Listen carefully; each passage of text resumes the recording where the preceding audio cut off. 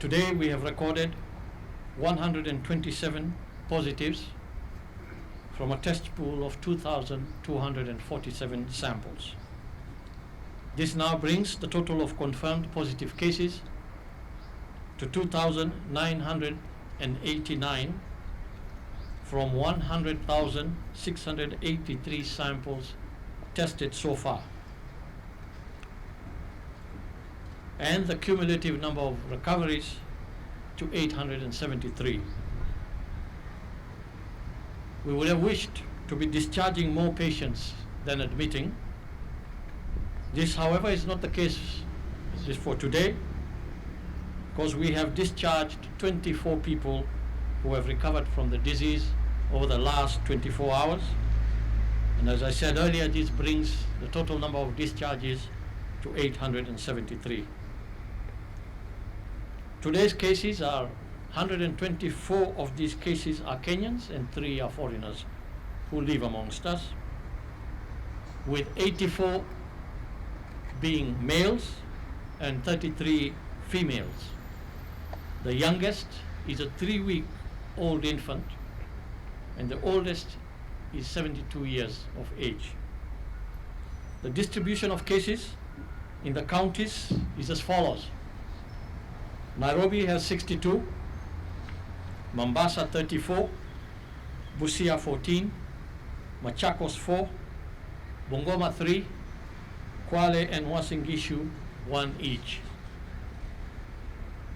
If we go down to the sub-counties in these areas, Nairobi, the cases are from Kibra 21, Westlands 14, Ruaraka 12, Kamkunji 5, Langata 4, Dagoretti North 3, Makadara, Embakasi South, and Embakasi West 1 case each. In Mombasa, the cases are from Mvita 8, Nyali 7, Changamwe 6, Jomvu 6, Kisauni 4, and Likoni 3 cases. In Busia, all the 14 cases are truck drivers at the Malaba port of entry. In Kiambu, the cases are from Thika 2, Ruiru and Kikuyu 1 each. In Kilifi, the 4 cases are from Kilifi North 2, Kilifi South, and Kaloleni 1 case each. In Machakos, all the 4 cases are from Athi River. In Bungoma, all the 3 cases are of truck drivers from Kandui, while the 1 case in Kwale is from Matuga, and the case in Uasin Gishu is from Keses.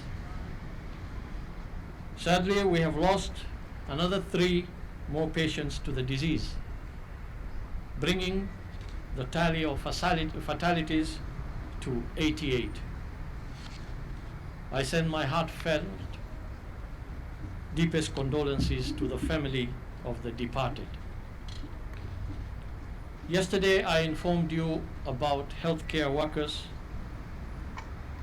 and the risk they stand being in front line of contracting various infections, including COVID-19, as they discharge their duties.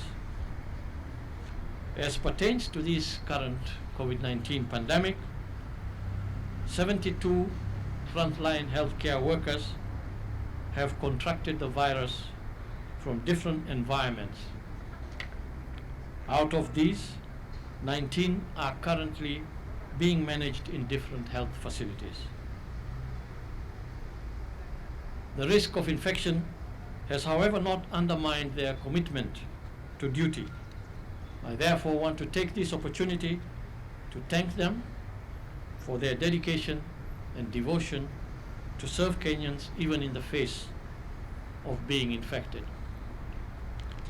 In conclusion, I want to remind ourselves of our resilience as a people. This situation has made us overcome several adversities in the past, and I am confident that together, as we stay the course, we shall overcome. The National Task Force has given guidance to counties to identify and equip quarantine and isolation facilities in each county. And there has been a team that has been going out to assess and ascertain the status of these isolation and quarantine facilities in terms of standard of was based on the requirements as provided for isolation and quarantine facilities. And it did confirm that a number of them, of course, may not have met the standards, and they have revised this. And we can confidently confirm here that, so to date, we have more than 101 quarantine facilities across the country, and at least 50 isolation facilities across the country, with a total bed capacity of up to over 3,700 beds. This is what guided the directive given on Saturday, that we need to scale up this bed capacity, considering the modeling data that is now available, that projects that the number of cases requiring hospitalization and ICU care is going to surge in the coming few weeks. And no wonder then that even the restrictions were put in place to try and limit this surge, or at least delay it and prepare and give time for counties to prepare themselves for this surge. So there is adequate capacity, and going by the numbers of patients who are in hospital today, you can obviously say that indeed there is still capacity across the country. But you may have learned that a number of them, Nairobi and Mombasa, may already have been starting to feel the effect